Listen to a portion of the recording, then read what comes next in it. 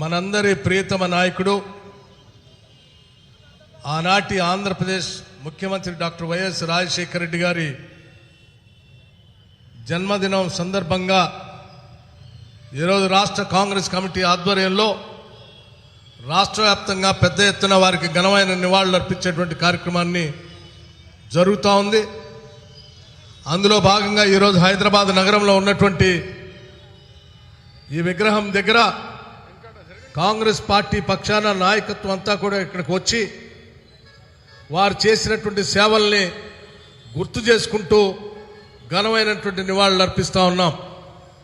అందులో భాగంగా రాష్ట్ర కాంగ్రెస్ కమిటీ అధ్యక్షులు రేవంత్ రెడ్డి గారు, అట్లాగే డాక్టర్ వైఎస్ రాజశేఖర రెడ్డి గారికి అత్యంత ఆత్మీయులు, ఆప్తులు, మా అందరికి కూడా రాజకీయ పరమైనటువంటి నాయకత్వం వహించి మార్గదర్శకం చూపించినటువంటి డాక్టర్ కేవీ రామచంద్రరావు గారు, అట్లాగే రాష్ట్ర కాంగ్రెస్ కమిటీ కార్యనిర్వాహక అధ్యక్షులు అంజన్ కుమార్ యాదవ్ గారు, మరో కార్యనిర్వాహక అధ్యక్షులు మహేష్ కుమార్ గౌడ్ గారు, పొలిటికల్ అఫైర్స్ కమిటీ కన్వీనర్ పెద్దల షబ్బీర్ అలీ గారు, అట్లాగే డాక్టర్ మల్లు రవి గారు, కుసుమ్ కుమార్ గారు, బలరాం నాయక్ గారు, మాజీ కేంద్ర మంత్రి వర్యులు, అనేక మంది ఈరోజు డాక్టర్ వైఎస్ రాజశేఖర రెడ్డి గారికి నివాళులు అర్పిస్తూ ఈ సందర్భంగా మీ ద్వారా రాష్ట్ర ప్రజానికానికి అట్లాగే కాంగ్రెస్ కార్యకర్తలకు కూడా కొన్ని ముఖ్యమైన విషయాలు మనందరం ఒకసారి గుర్తు చేసుకోవాల్సిందిగా నేను కొన్ని విషయాలు చెప్పదలుచుకున్నాను.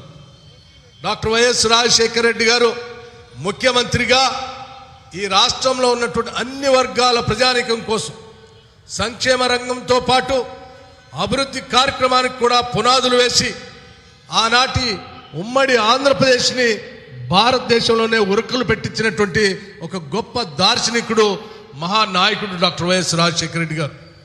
ఆ రోజు ఇళ్ళు లేనటువంటి పేదవాళ్ళందరికీ ఇందిరమ్మ పేరు మీద అడిగినటువంటి ప్రతి పేదవాడికి ఇళ్ళు ఇచ్చినటువంటి కార్యక్రమం ఈనాటికి కూడా ఈ రాష్ట్రంలో గుర్తు చేసుకుంటున్నటువంటి సంఘటనలు మనం మర్చిపోలేం. ఆనాడు రాష్ట్రంలో ఉన్నటువంటి పేద వర్గాలు ఆరోగ్యం చెడిపోతే వైద్యం చేపించుకోలేక ఇబ్బంది పడుతున్నటువంటి తరుణంలో రాజీవ్ ఆరోగ్యశ్రీ కార్యక్రమాన్ని తీసుకొని వచ్చి ప్రతి పేద కుటుంబానికి నేనున్నాను అనేటువంటి భరోసా ఇచ్చినటువంటి గొప్ప కార్యక్రమం ఈరోజు దేశవ్యాప్తంగా కూడా ఆనాటి రాజీవ్ ఆరోగ్యశ్రీ కార్యక్రమం ఈరోజు ఇవాళ ఉదాహరణగా కనిపిస్తూ ఉంది. అట్లాగే ఈ రాష్ట్రంలో పుట్టినటువంటి ప్రతి పేదవాడి బిడ్డ కూడా చదువుకోవాలనేటువంటి ఆలోచనతో ఫీజు రియంబర్స్మెంట్ తీసుకొని వచ్చి చదువుకోవాలనే ఆకాంక్ష ఉన్నటువంటి వాళ్ళందరికీ కూడా పెద్ద ఎత్తున సహాయం చేసినటువంటి ఫీజు రియంబర్స్మెంట్ కార్యక్రమం ఈరోజు దేశవ్యాప్తంగా కూడా ఒక ఆదర్శంగా కనిపిస్తున్నటువంటి కార్యక్రమం. అట్లాగే రైతుల కోసం ఆలోచన చేసి ఈ రాష్ట్రంలో ఉన్నటువంటి జీవనదులపైన అనేక ప్రాజెక్టులు కట్టాలని జలయజ్ఞం పేరు మీద పెద్ద ఎత్తున కార్యక్రమాలు చేపట్టి కొన్ని లక్షల ఎకరాలకి ఇవాళ నీళ్లు అందించిన కార్యక్రమం ఆయన పుణ్యమని చెప్పుకోవడానికి కూడా ఎటువంటి అతిశయోక్తి లేదు. ఈనాడు తెలంగాణ రాష్ట్రంలో కూడా ఏ ఒక్క ఎకరానికైనా నీళ్లు పారుతా ఉన్నాయంటే ఆనాడు డాక్టర్ వైఎస్ రాజశేఖర రెడ్డి గారు పునాదులేసి పూర్తి చేసిన ఇరిగేషన్ ప్రాజెక్టుల ద్వారానే పారుతున్నాయి తప్ప కొత్తగా అదనంగా ఏ ఒక్క ప్రాజెక్టు ద్వారా కూడా ఒక్క ఎకరానికి కూడా నీళ్లు అందలేదని చెప్పడానికి ఎటువంటి అతిశయోక్తి లేదు. మీ అందరికీ తెలిసిందే, ఈరోజు దేశమంతా ఆలోచన చేస్తూ ఉంది. ఇక్కడ ఉన్నటువంటి ప్రభుత్వం నేను ఏదో ఉచితంగా కరెంట్ ఇస్తున్నానని గొప్పలు చెప్పుకుంటుంది. కానీ ఈ ఉచిత కరెంట్ అనేటువంటి విధానాన్ని ఆనాడు దేశంలో ఎవరో మాట్లాడకముందు, ఆలోచన చేయకముందే ఆయన పెద్ద ఎత్తున రైతుల గురించి ఆలోచన చేసి ఉచిత కరెంటు రైతులకు ఇవ్వాల్సిందే అని చెప్పి గట్టిగా వాదించి ఉచిత కరెంటు ఇచ్చినటువంటి గొప్ప దార్శనికుడు డాక్టర్ వైఎస్ రాజశేఖర రెడ్డి గారు.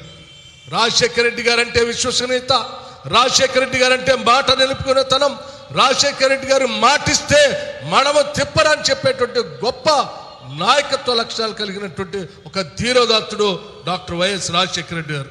అందుకే ఆయన ఎన్నికల ముందు రైతుల కోసం నేను వ్యవసాయాన్ని పండగ చేస్తా అని చెప్పి రైతులందరికీ కూడా ఏకాఏకిన రుణమాఫీ పెద్ద ఎత్తున చేసి ఈ రాష్ట్రంలో రైతులందరికీ కూడా ఒక దార్శనికుడిగా మార్గం చూపించినటువంటి ఒక గొప్ప నాయకుడిగా ఈరోజు మనందరం ఆలోచన చేయాల్సినటువంటి పరిస్థితి దేశవ్యాప్తంగా ఉంది. అందుకే ఈరోజు కాంగ్రెస్ పార్టీ ఆనాటి కాంగ్రెస్ ముఖ్యమంత్రి చేసినటువంటి కార్యక్రమాల్ని పెద్ద ఎత్తున ప్రజల్లోకి తీసుకొని వెళ్ళి రాజశేఖర రెడ్డి గారు చూపించినటువంటి మార్గం, ఆయన ఆలోచన విధానమే ఈ రాష్ట్ర ప్రజలకి సంక్షేమం అని చెప్పి, ఈ రాష్ట్ర ప్రజలకి అభివృద్ధి అని చెప్పి, అదే ఈ రాష్ట్రాన్ని కాపాడుతుందనేటువంటి ఆలోచనతో ఆయన ఆలోచనలు ముందుకు తీసుకొని పోవటం కోసం ఈరోజు ఆయన జయంతి సందర్భంగా కాంగ్రెస్ నాయకత్వమే కాదు, ప్రతి కార్యకర్త, అట్లాగే తెలంగాణలో ఉన్నటువంటి ప్రతి ఒక్కళ్ళు ఈరోజు ఆయన మార్గంలో నడవాలని చెప్పి ఆలోచన చేస్తూ నివాళులు అర్పిస్తూ ఉన్నాం.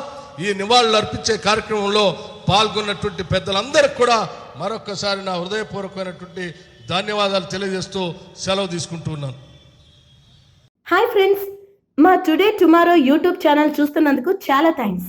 మరిన్ని లేటెస్ట్ వీడియోస్ కోసం వెంటనే సబ్స్క్రైబ్ చేయండి. అలాగే ఈ బెల్ ని కూడా రింగ్ చేసేయండి. మా నోటిఫికేషన్స్ అన్ని మీ మొబైల్లో వస్తాయి. అలాగే మా వీడియోస్ మీకు నచ్చితే లైక్ చేయండి, షేర్ చేయండి, నచ్చకపోతే కామెంట్ చేయండి.